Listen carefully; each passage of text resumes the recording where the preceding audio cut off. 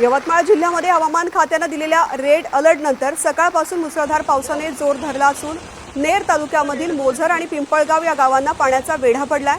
सतत कोसळणाऱ्या पावसामुळे अनेक नाले दुथडी भरून वाहत आहेत। जनजीवन विस्कळीत झालंय। मुसळधार पावसाचा सर्वाधिक फटका शेतकऱ्यांना बसलाय।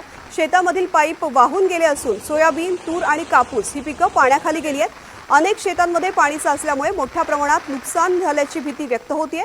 दरम्यान नाल्यांना आलेल्या पुरामुळे काही ठिकाणी वाहतूकही विस्कळीत झाली असून नागरिकांना मोठ्या अडचणींचा सामना करावा लागतोय। प्रशासन परिस्थितीवरती लक्ष ठेवून असून नागरिकांनी अनावश्यक प्रवास टाळावा आणि सुरक्षित ठिकाणी राहण्याचं आवाहन करण्यात आलंय।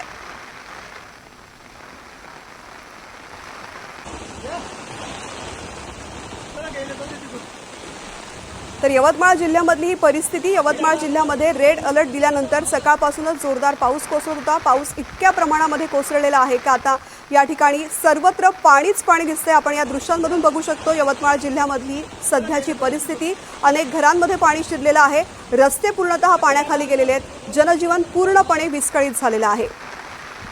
पावसाचा सर्वाधिक फटका शेतकऱ्यांना बसलेला आहे, कारण शेतीचं प्रचंड नुकसान झालेलं आहे। शेतामधील पाईप पाण्याबरोबर वाहून गेलेत।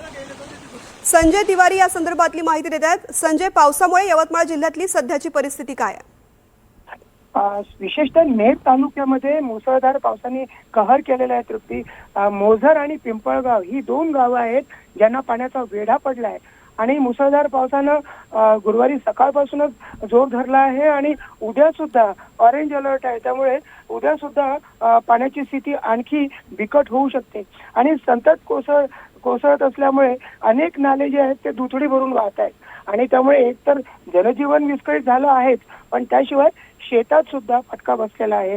शेतामध्ये जे पाईप होते ते सुद्धा वाहून गेलेले आहेत आणि जी सोयाबीन, तूर आणि कापूस ही जी पिकं होती जी आता बाहेर देशाला लागली होती ती सगळी पाण्याखाली गेलेली आहे। त्यामुळे अनेक शेतामध्ये पाणी साचलंय आणि मोठ्या प्रमाणात नुकसान झाल्याची शेतकरी भीती व्यक्त करत आहेत।